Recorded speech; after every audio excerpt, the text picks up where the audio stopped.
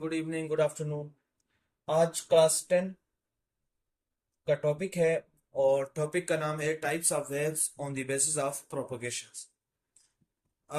Basically आपको मैंने पढ़ा चुका हूँ कि वेव क्या होती है। बेसिकली वो एक डिस्टरबेंस होती है जो along the path basically move करती है फ्रॉम पॉइंट्स ऑफ ओरिजिन से पॉइंट्स ऑफ सम पॉइंट, कि किसी पॉइंट तक पहुंचती है लेकिन अपने पॉइंट ऑफ ओरिजिन से वो रिलीज होती है। और कब होती है? जब कोई एक्सटर्नल एनर्जी सोर्स उसको मिलता है, यानी एनर्जी मिल जाए, एनर्जी की वजह से वो डिस्टर्बेंस क्रिएट हो जाए, पार्टिकल्स मूव करते हैं, पार्टिकल्स मूव करके वो एनर्जी को एक जगह से दूसरी जगह पर मुंतकिल करते हैं। अब वो जो इनर डिस्टरबेंस है वो किस तरह प्रोपगेट करती है, मतलब वो प्रोपगेट पार्टिकल्स की किस तरह प्रोपगेशन की वजह से आगे मूव करती है, उसकी बेस पे हम लोग क्या करते हैं, बेसिकली वेव्स को दो हिस्सों में तकसीम करते हैं। एक वेव है जिसका नाम है ट्रांसवर्स वेव है, और दूसरी वेव है जिसका नाम है हमारे पास लॉन्गिट्यूडनल वेव्स।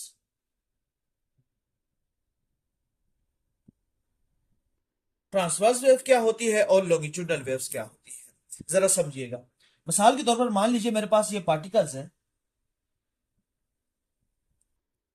और ये पार्टिकल्स, इनको कोई एनर्जी सोर्स ने हिट करना है, यानी किसी एनर्जी सोर्स ने इन तक पहुंचना है।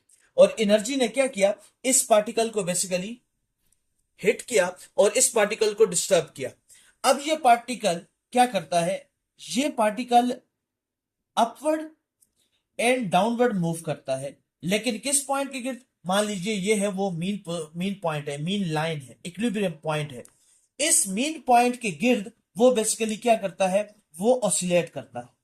और जब ये पार्टिकल ऑसिलेट करता है और साथ साथ ये क्या करता है, इसको ऑसिलेशन की वजह से जो साथ मौजूद पार्टिकल्स होते हैं वो भी क्या करते हैं, इसी तरह अप एंड डाउन ऑसिलेट करते हैं, लेकिन पार्टिकल टू पार्टिकल ये एनर्जी क्या होती है, ट्रांसफर होती है। इसका मतलब यह हुआ कि अगर कोई वेव ऐसी बने कि जिस वेव के अंदर पार्टिकल्स तो परपेंडिकुलर ऑसिलेट करते हैं,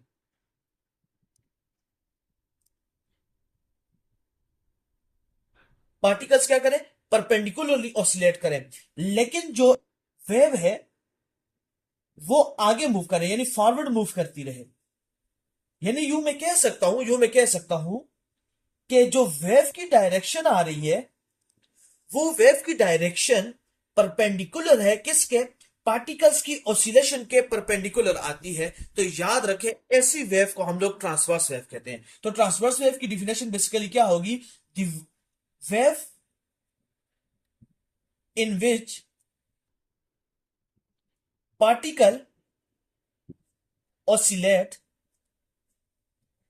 perpendicular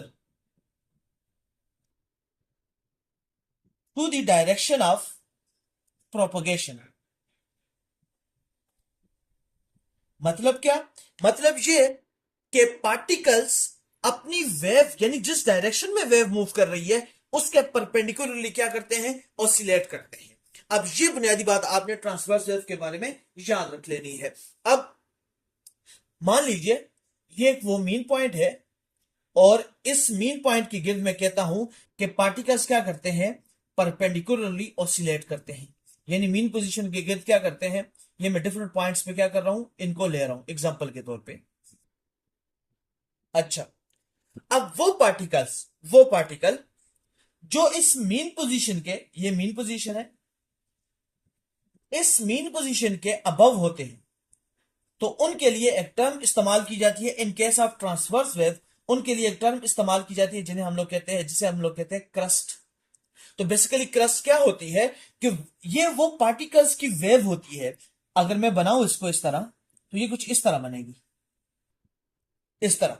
तो ये बेसिकली क्या होती है, ये उन पार्टिकल्स की मजमुआ होता है कि जिसमें पार्टिकल्स बेसिकली क्या करते हैं, above the mean position oscillate करते हैं। और जब कभी भी particles above the mean position क्या करें, ऑसिलेट करें, तो हम लोग क्या कह सकते हैं, हम लोग कहते हैं कि ये क्रस्ट बना है, यानी कि ये वेव अपनी मोशन के दौरान, अपने पाथ के दौरान ये क्रस्ट बनाती है। और वो पार्टिकल्स जो मीन पोजीशन के डाउनवर्ड होते हैं, यानी नीचे होते हैं, जैसा कि यहां पे आप देख लीजिए ये वेव, तो बेसिकली याद रखिएगा इसे हम लोग कहते हैं ट्रफ। तो इसका मतलब यह हुआ कि ट्रांसवर्स वेव जब उसके पार्टिकल्स ऑसिलेट करके प्रोपगेट करते हैं एक पॉइंट से दूसरे पॉइंट तक, तो वो जिस फॉर्म में यानी जिस हालत में वो ट्रेवल करते हैं, तो वो बेसिकली कौन कौन सी है, वो क्रस्ट और ट्रफ बनाते हुए प्रोपगेट करते हैं। अब ये क्रस्ट बना, ये ट्रफ बना, और पार्टिकल्स ने क्या किया, इस हालत में प्रोपगेट किया।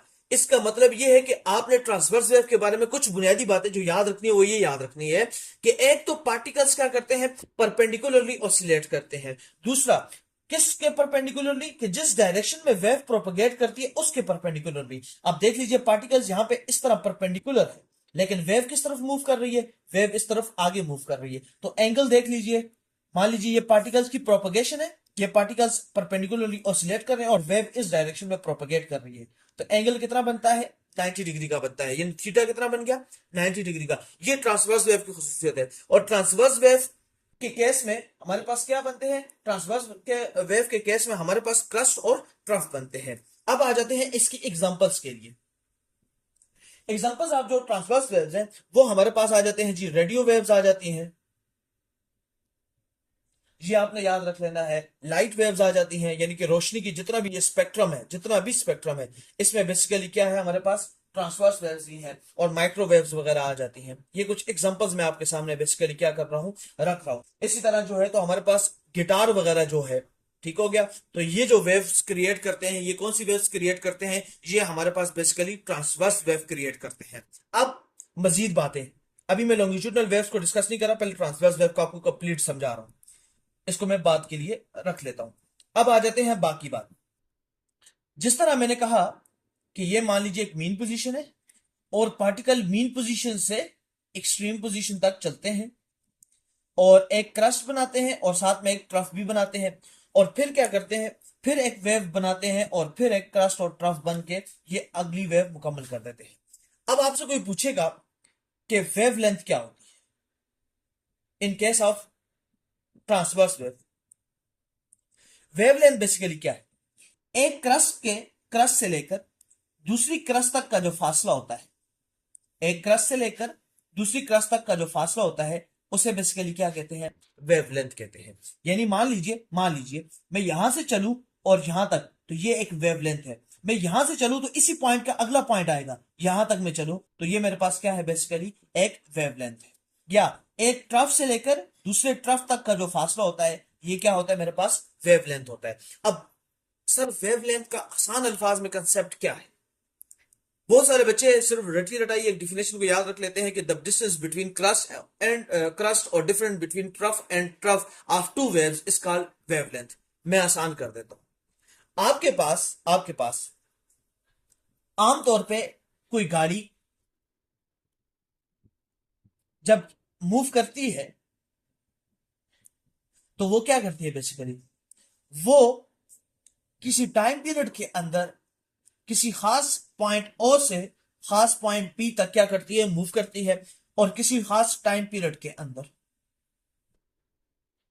और किसी खास स्पीड के साथ वो मूव करती है। 30 kilometre per hour, 40 kilometre per hour, 60 kilometre per hour के साथ वो क्या करती है, मूव करती है, और वो एक फासला तय करती है। उस फासले को हम लोग कहते थे डिस्टेंस या डिस्प्लेसमेंट। इसका मतलब क्या हुआ, इसका मतलब यह हुआ कोई गाड़ी किसी खास स्पीड किसी खास टाइम पीरियड के अंदर मूव करे तो वो एक खास फासला तय करती है किसी एक खास पॉइंट से लेकर किसी दूसरे खास पॉइंट तक। तो ये हमारे पास क्या कहलाता है, डिस्टेंस या डिस्प्लेसमेंट। अब सिमिलरली मान लीजिए मेरे पास एक स्पीकर है, और उस स्पीकर से एक आवाज, एक साउंड वेव प्रोड्यूस हुई है। तो वो साउंड वेव किसी एक स्पीड के साथ किसी खास टाइम पीरियड के अंदर वो एक फासला तय करती है। तो आपको पता होना चाहिए कि वेव के केस में हम उस रफ्तार को, हम उस फासले को डिस्टेंस नहीं कहते, डिस्प्लेसमेंट नहीं कहते, बल्कि उसकी जगह एक नया नाम देते हैं जिसे हम लोग कहते हैं वेवलेंथ। तो वेवलेंथ बेसिकली क्या है? ये वो डिस्टेंस है, ये वो डिस्प्लेसमेंट है, ये वो फासला है जो एक वेव अपनी हरकत के दौरान किसी खास टाइम पीरियड के अंदर कवर करती है। और इसको मापने के लिए जो पैमाइश का पैमाना है, छोटे से छोटा पैमाना है, वो है वेवलेंथ का कंसेप्ट। के वेवलेंथ के कंसेप्ट में ये कहा जाता है कि एक वेवलेंथ बराबर होती है। इसका मतलब क्या हुआ? जब हम लोग कहते हैं कि एक वेव ने एक वेवलेंथ मुकम्मल की है, तो हम कहते हैं कि उसने जो फासला मुकम्मल किया है या तो वो 360 degree in case of degree या एंगल, या हम लोग कहते हैं कि उसने 2πr, ये उसने बेसिकली क्या किया है? फासला कवर किया है। या एक ये भी कह सकते हैं कि one wavelength is equal to one revolution. ठीक हो गया? उसने ये एक फासला मुकम्मल किया, और इसकी मैं दलील आपको दूंगा अभी थोड़ी देर बाद कि ये किस तरह बनता है। लेकिन अभी आपको ये समझना है कि वेवलेंथ का कंसेप्ट क्या है। वेवलेंथ का कंसेप्ट ये है कि एक वेव ने कितना फासला तय किया, और उसको मेजर करने के लिए क्या पैमाना रखे गए कि एक क्रस्ट से दूसरी क्रस्ट तक का फासला देख लीजिए, एक ट्रफ से दूसरी ट्रफ तक का फासला देख लीजिए। इसको हम लोग कहते हैं बेसिकली क्या? इसको हम लोग कहते हैं वेवलेंथ कहते हैं। इसको हम लोग कहते हैं वेवलेंथ कहते हैं। उसके बाद अभी आ जाते हैं। अब ये क्रस्ट का आपको फासला का कंसेप्ट समझ आ गया, आपको ट्रफ का कंसेप्ट समझ आ गया। अच्छा, फिर आपको टाइम पीरियड के बारे में मजीद बताऊंगा, स्पीड हो गया, वेवलेंथ के बारे में आपको, और एग्जांपल्स ऑफ ट्रांसवर्स वेव्स वो आपके सामने में एक्सप्लेन कर चुका हूं। अब आपको नजर आ रहा होगा कि यहां पे देख लीजिए कि मान लीजिए ये मेरे पास मीन पोजीशन है और ये एक ट्रांसवर्स वेव है। तो यहां पे आपको एक नजर आ रहा होगा, ये वो मैक्सिमम पॉइंट है। याद रखिएगा, इस मैक्सिमम पॉइंट को बेसिकली हम लोग कहते हैं एम्पलीट्यूड, जिसको एक्स नॉट से रिप्रेजेंट कर सकते हैं आप, या इसको हम लोग रिप्रेजेंट कर सकते हैं ए से। तो basically amplitude in case of transverse wave क्या है कि ये वो मैक्सिमम डिस्प्लेसमेंट है जो एक ट्रांसवर्स वेव का पार्टिकल कवर करता है अपनी मोशन के दौरान। तो ये आपने याद रख लेना है, ये आपके सामने बुनियादी बात मैं क्लियर कर चुका हूं। तो एम्पलीट्यूड क्या है, वेवलेंथ क्या है, और उसके बाद क्रस्ट क्या होता है, ट्रफ क्या होता है। एक क्रस्ट से लेकर दूसरी क्रस्ट तक का फासला वेवलेंथ कहलाता है। एक ट्रफ से लेकर दूसरी ट्रफ तक का फासला वो भी हमारे पास क्या कहलाता है? वेवलेंथ कहलाता है। और ये मैं आपको एक्सप्लेन कर चुका हूं। और वेवलेंथ को रिप्रेजेंट करते हैं लैम्डा से, LAMDA, लैम्डा। अब आ जाते हैं मजीद बात। यहां पे मैंने एक बात की कि one wavelength is equal to one revolution. ये बात कैसे है, जरा समझिएगा। मान लीजिए ये है मेरे पास मीन पोजीशन, और इस पार्टिकल ने यहां से ऑसिलेट किया और यहां तक एक वेव मुकम्मल की। अब याद रखना है आपने, ये वेवलेंथ है ना, अगर आप क्या करें, इन दो वेवलेंथ का, इसका अपर पार्ट और इसका लोअर पार्ट, यानी एक क्रस्ट को और एक ट्रफ को आपस में मिलाएं। मान लीजिए ये मेरे पास एक मेन पोजीशन है ये, और मान लीजिए ये मेरे पास वो क्रस्ट है और ये मेरे पास वो ट्रफ है। तो ये एक सर्कल मुकम्मल हो रहा है कि नहीं हो रहा? तो जब ये एक सर्कल मुकम्मल हो रहा है तो इसका मतलब ये है कि एंगल कितना बना?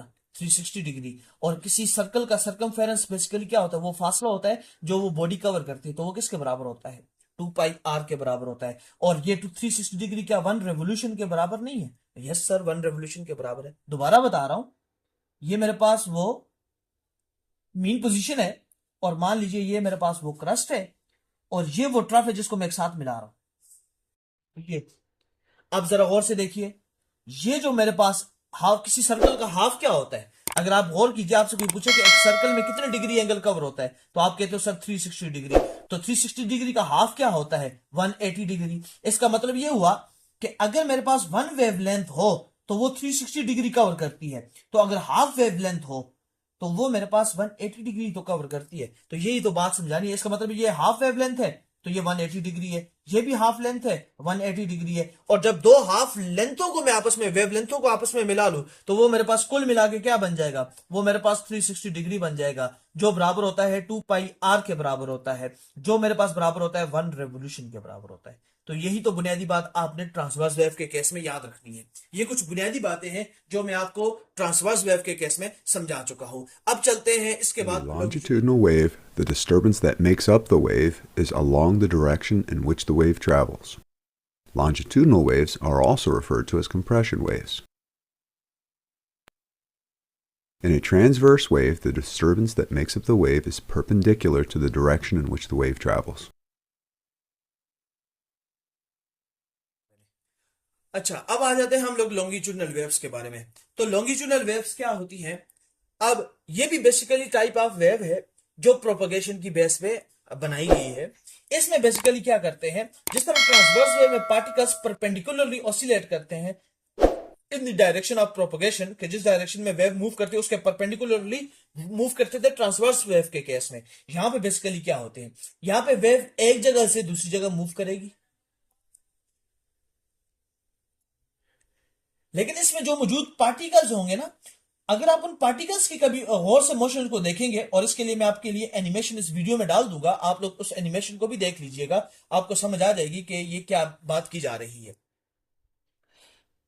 अब अगर आप गौर करेंगे तो ये पार्टिकल बेसिकली, ये पार्टिकल हॉरिजेंटली, हॉरिजेंटल कहते हैं या आप कह सकते हैं पैरेलल, ये पार्टिकल्स क्या करते हैं, ये हॉरिजॉन्टल या पैरेलल क्या करते हैं, प्रोपगेट करते हैं, पैरेलल ऑसिलेट करते हैं।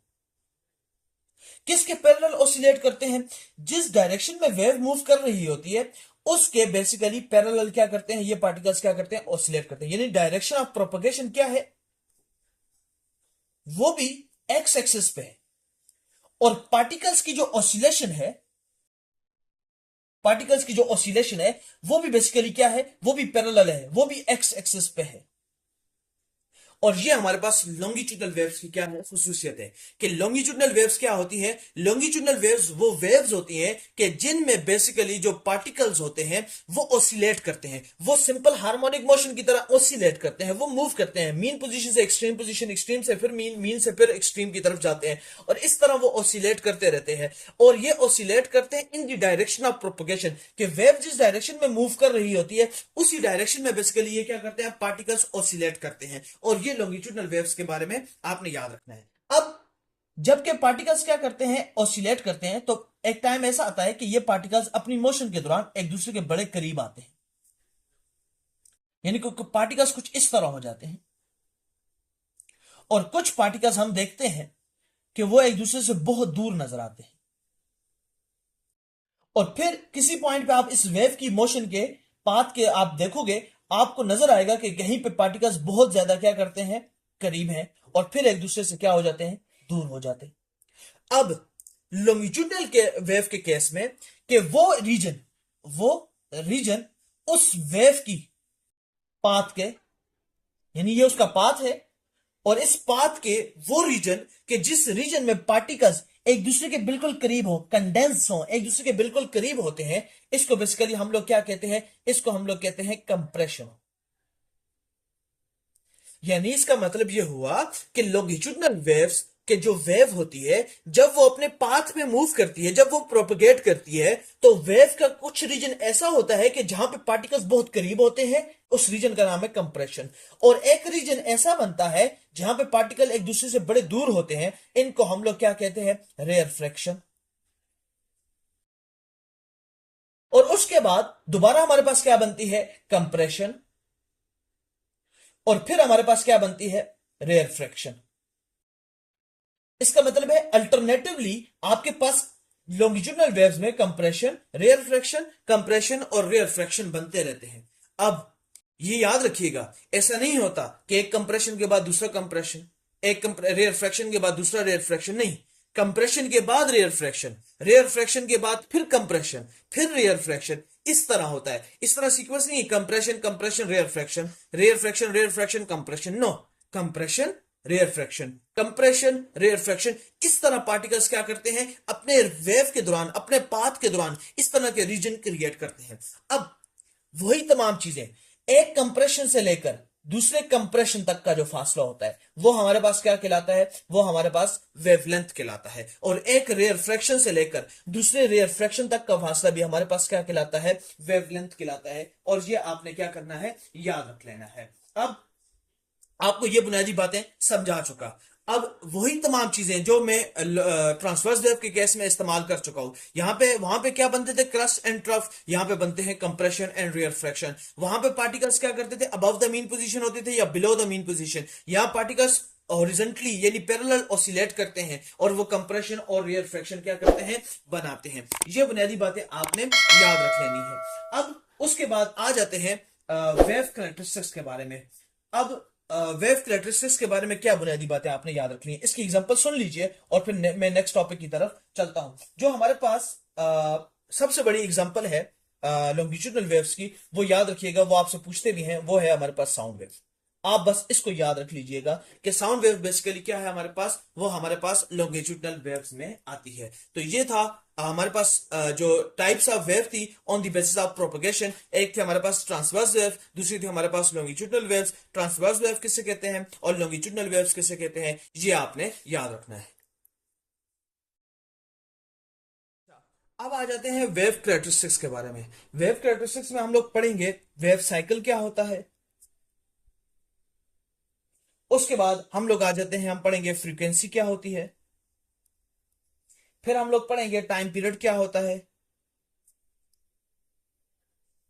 सिमिलरली फिर उसके बाद हम लोग पढ़ेंगे कि हमारे पास वेव स्पीड क्या होती है।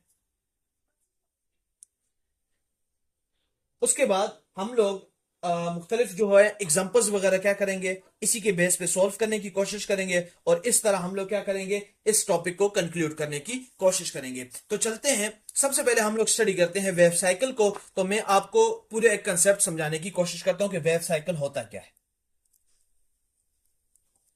अब वेव साइकिल क्या है, जरा ये कंसेप्ट समझने की कोशिश कीजिएगा। मान लीजिए मेरे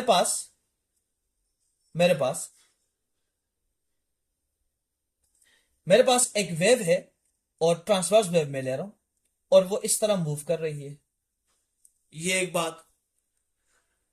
और मैं सिंपल ले रहा हूं, मेरे पास एक पार्टिकल है और वो पार्टिकल क्या कर रहा है, ये लॉन्गिट्यूडनल वेव्स की केस में ले रहा हूं, वो पार्टिकल इस तरह क्या कर रहा है, एक्सट्रीम और मीन पोजीशन पे क्या कर रहा है, वो ऑसिलेट करने की कोशिश कर रहा है।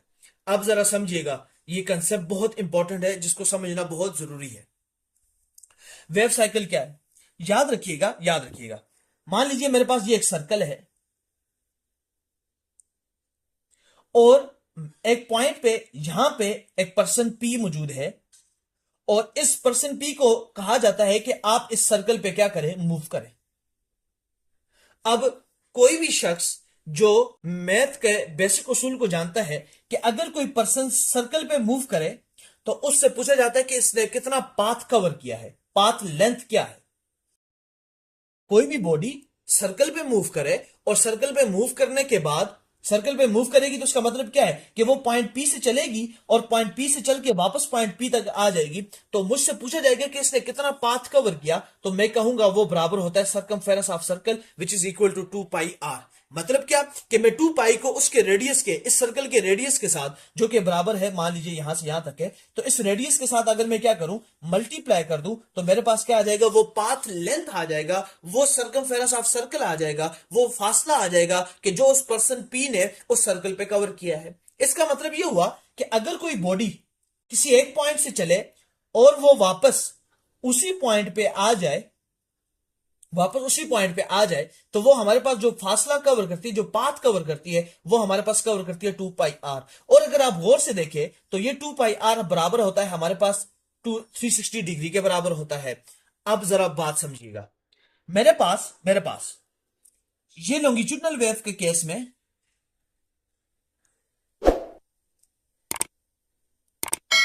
ये पार्टिकल यहां से यहां तक जाएगा और फिर यहां पे मीन पे नहीं रुकेगा बल्कि एक्सट्रीम पे जाएगा और एक पॉइंट ऐसा आएगा कि वापस अपनी मीन पोजीशन पे स्टेबल हो जाएगा। इसका मतलब ये होगा कि ये यहां से यहां गया और यहां से फिर वापस अपनी मीन पोजीशन पे आके रुक गया। इसका मतलब ये हुआ कि इसने जो फासला कवर किया वो कितना होगा, 360 degree which is equal to 2 pi r. यहां पे मौजूद वो पार्टिकल, ये पार्टिकल जो इस मीन पोजीशन से चला था और यहां पे पहुंचा और फिर यहां पे गया और फिर वापस मेन पोजीशन पे आके रुक गया, तो इसने भी कितना फासला कवर किया होगा। इसका मतलब यह होगा कि हर पार्टिकल अपनी मोशन के दौरान एक साइकिल को मुकम्मल करता है, एक चक्कर को मुकम्मल करता है और उस चक्कर की वैल्यू कितनी है, वो पाथ लेंथ किसके बराबर है, 2 पाई आर या 360 डिग्री के बराबर है। और इसी तो हम लोग कहते हैं वेव साइकिल। तो वेव साइकिल बेसिकली क्या है कि जब एक पार्टिकल मैं यहां पे पूरी वेव के कंसेप्ट को बयान नहीं कर रहा, एक पार्टिकल के केस को बयान कर रहा हूं कि जब एक पार्टिकल अपनी मोशन के दौरान वो एक फासला कवर करता है, और वो फासला किस तरह कवर करता है कि वो एक्सट्रीम पे जाता है, एक्सट्रीम से फिर मीन, मीन से फिर एक्सट्रीम, और फिर वापस मीन पे आके स्टेबल हो जाता है, तो वो जो कुल फासला वो मुकम्मल करता है, वो फासला कितना होता है, वो हमारे पास 360 डिग्री के बराबर होता है, और यही वो वेव साइकिल को हमारे पास कहलाता है। तो आपको उम्मीद है क्लियर होगा कि वेव साइकिल क्या होगा। उसके बाद आ जाता है हमारे पास फ्रीक्वेंसी। अब फ्रीक्वेंसी क्या है? फ्रीक्वेंसी बेसिकली ये है कि वही वेव पार्टिकल, वही एक पार्टिकल एक सेकंड के अंदर कितनी दफा वो साइकिल मुकम्मल करता है, नंबर ऑफ साइकिल।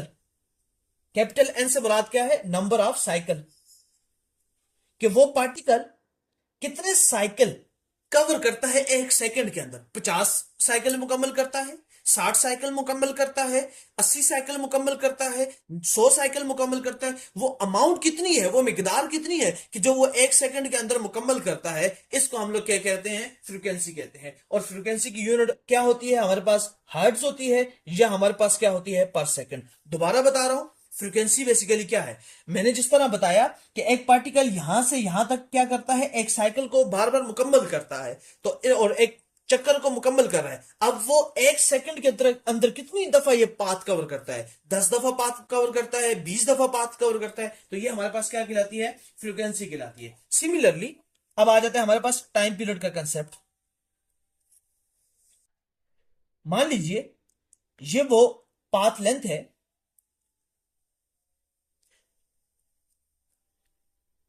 और इस पॉइंट से वो चला और उसने 2πr मुकम्मल किया, यहां से यहां तक चला, चलता रहा और वापस इसी पॉइंट पे आया। जब वो इस पॉइंट पे आया, इस पॉइंट पी पे वापस आ गया, तो आपने घड़ी पे टाइम नोट किया। मान लीजिए उसे 2πr का जो फासला है वो उसने मुकम्मल किया 3 सेकंड में। तो ये जो 3 सेकंड है ना, बेसिकली ये वो टाइम पीरियड है। तो टाइम पीरियड क्या हुआ कि एक साइकिल को कंप्लीट करने में टाइम कितना लिया, जो टाइम उसने कंज्यूम किया, वो बेसिकली क्या है? वो हमारे पास टाइम पीरियड है।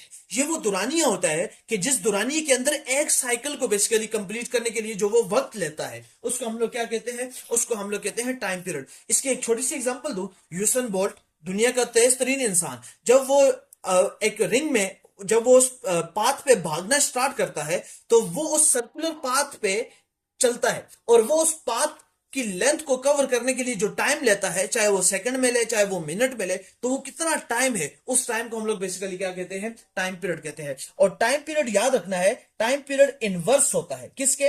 फ्रीक्वेंसी के। इसका मतलब क्या?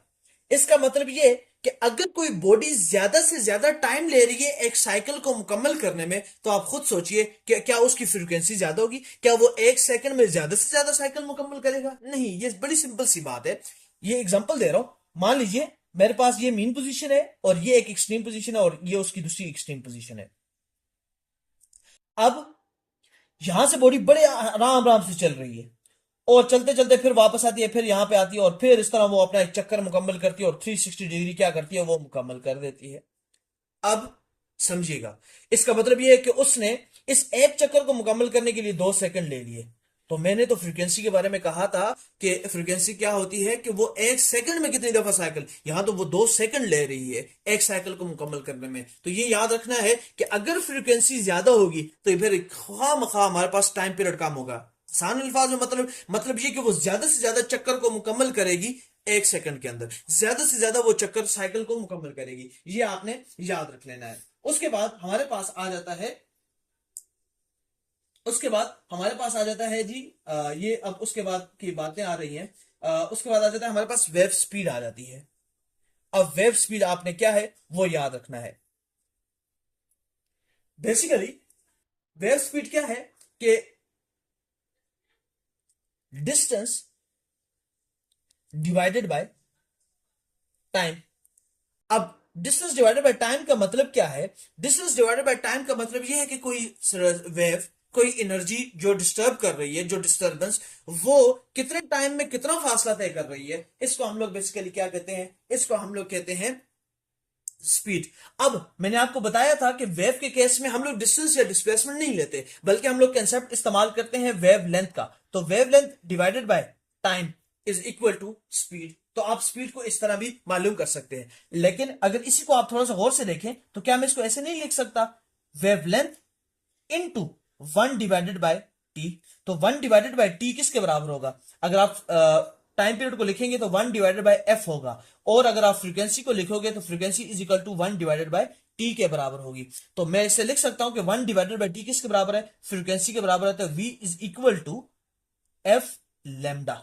तो ये हमारे पास क्या है? वो फार्मूला है कि जिस फार्मूले को हम लोग क्या कर सकते हैं, इस्तेमाल कर सकते हैं स्पीड ऑफ वेव मालूम करने के लिए। और अगर मैंने मालूम करनी हो स्पीड ऑफ लाइट के लिए, अगर मैं इस्तेमाल करना चाहूं तो उसके लिए हमारे पास आ जाता है, फिर v की जगह मैं इस्तेमाल करता हूं c is equal to f lambda. ये आपने बुनियादी बात याद रखनी है। तो इसका मतलब है हमारे पास वेव स्पीड के मुख्तलिफ फार्मूला है। उसमें से एक फार्मूला ये है कि v is equal to lambda divided by t. एक फार्मूला ये है v is equal to f lambda, ये हमारे पास दूसरा फार्मूला है। और c is equal to f lambda, ये हमारे पास तीसरा फार्मूला है। इन तीन फार्मूलों को हम लोग मुख्तलिफ एग्जांपल्स में इस्तेमाल करके हम लोग क्या कर सकते हैं, हम मालूम कर सकते हैं कि हमारे पास वेव स्पीड क्या है। ये आपने याद रख लेना है। अब आ जाते हैं कुछ एग्जांपल्स की तरफ। जो लास्ट पार्ट था जो मैंने आपको करवाना है वो है हमारे पास, मान लीजिए अगर हमारे पास हमें वेवलेंथ दी जाए कितनी, 0.5 मीटर, और हमें कहा जाए कि उसकी स्पीड जो है वो स्पीड हमारे पास आ जाती है कितनी, 2.5 मीटर पर सेकंड। और हमसे कहा जाए कि आप इसकी फ्रीक्वेंसी को मालूम करके दिखाएं। तो फ्रीक्वेंसी को मालूम करने का बड़ा आसान तरीका है, v is equal to f lambda. अब मुझे स्पीड दी हुई है वो है हमारे पास 2.5, फ्रीक्वेंसी मैंने मालूम करनी है, लैम्डा मुझे वेवलेंथ दी हुई है 0.5। अब मजीद देखिएगा, मैं से इसको इस तरफ लेकर जाऊंगा तो मेरे पास बन जाएगा 2.5 divided by 0.5 is equal to frequency. और फिर फ्रीक्वेंसी के लिए अगर मैं लिखूं 2.5 को मैं लिख सकता हूं, 2.5 को 25 डिवाइडेड बाय 10, और मैं 0.5 चूंकि यहां पे डिवाइड हो रहा है तो मैं लिख लूं डिवाइडेड बाय, तो 0.5 को मैं लिख सकता हूं 1 डिवाइडेड बाय 2। तो frequency is equal to 25 divided by 10 multiply by 2 divided by 1। तो 2 5 10, 5 5 20। तो मेरे पास जो फ्रीक्वेंसी आ जाती है वो फ्रीक्वेंसी की वैल्यू मेरे पास कितनी आ जाती है, 5 हर्ट्ज। ये आप देख लीजिएगा, इसको आप सॉल्व कर सकते हैं, कैलकुलेटर पे भी सॉल्व करेंगे तो आपके पास आंसर क्या आएगा, 5 हर्ट्ज ही आएगा। तो ये बुनियादी बात, या आपको बहुत आसान तरीके से बता दूं तो आपके लिए बहुत आसान है ये ट्रिक जो है, तो आप याद रख लें। मेरे पास क्या दिया हुआ है 2.5, और यहां पे मेरे पास क्या दिया हुआ है 0.5। आपको पॉइंट यहां से यहां शिफ्ट करना है और यहां से भी यहां शिफ्ट करना है, तो ये कैंसिल हो जाएगा। तो आपके पास पीछे क्या रह जाएगा, 25 डिवाइडेड बाय 5, तो 5 5 25। तो ये हमारे पास क्या आ जाता है, फ्रीक्वेंसी 5 हर्ट्ज के बराबर आ जाती है। This is all about wave characteristics क्या है, वेव की कैरेक्टरिस्टिक्स में वेव साइकिल वगैरह क्या थी, वेव स्पीड क्या थी, फ्रीक्वेंसी टाइम पीरियड क्या है, और उसका एक न्यूमेरिकल मैंने आपको करवा दिया। इससे पहली वाली जो वीडियो थी उसमें मैंने आपको ट्रांसवर्स वेव्स और लॉन्गिट्यूडनल वेव्स के बारे में तमाम चीजें करवा दी हैं। अब जो टॉपिक रह गया वो है वेव कैरेक्टरिस्टिक्स में हमारे पास आ जाता है रिफ्रैक्शन, रिफ्लेक्शन और डायफ्रैक्शन। इसके बारे में मैं आपके लिए एक एनिमेटेड वीडियो डालूंगा, और इस तरह मैं क्या करूंगा, इस चैप्टर को क्लोज कर लूंगा। और इस तरह आपका ये जो फर्स्ट चैप्टर है जिसमें मैंने आपको तमाम वो बुनियादी बातें, जिसमें सिंपल पेंडुलम से लेकर और लास्ट टॉपिक वेव की जो रिफ्लेक्शन, डायफ्रैक्शन और रिफ्रैक्शन के बारे में तमाम बुनियादी बातें करवा लूंगा। Thank you so much.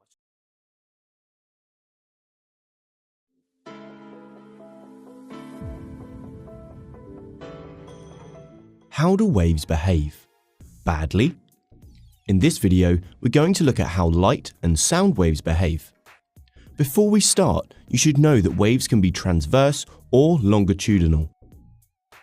To learn more about the properties of waves, watch this video first. Transmission, reflection, refraction, diffraction, absorption, and scattering are all typical wave behaviors. Reflection is when waves bounce off an object. Sound waves are reflected by hard, flat surfaces and is why we get echoes.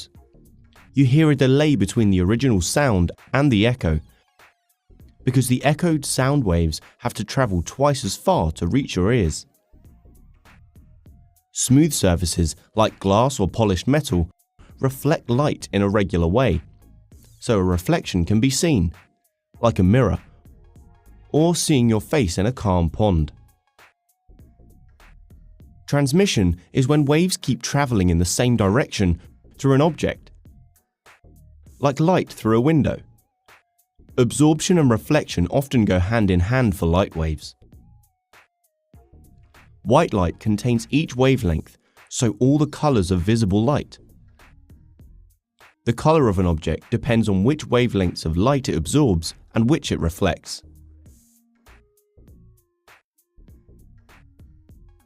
White objects reflect all the light that hits them and absorbs none. Black objects reflect none and instead absorb all the light that hits them.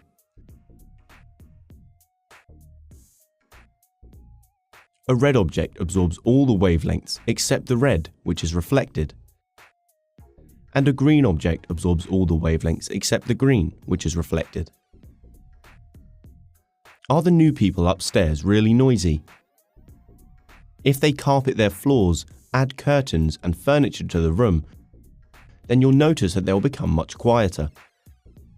This is because some objects absorb sound waves. When sound and light waves pass across a boundary between two substances, like air and glass, they change speed. This is because the substances have different densities. The change in speed causes the waves to change direction, which is known as refraction. Because of refraction, things in water look closer than they really are. Water appears shallower than it really is. And a straw in a glass of water looks like it bends at the surface. Because the refracted light wavelengths make you think the straw is in a different place to where it actually is. When waves meet a gap in a barrier, they pass through the gap. They then spread back out after they pass through the gap. This is diffraction. The way the waves respread depends upon how big the gap is compared to the incoming wavelengths. We have diffraction to thank for loudspeakers. Sometimes waves depart from the expected path and spread out in multiple directions. This is known as scattering. We have scattering to thank for making the sky appear to be blue. The white light coming from the sun hits the molecules in our atmosphere, which causes the shorter blue wavelengths to scatter out in all directions. So waves behave in a variety of ways, depending upon what material they hit.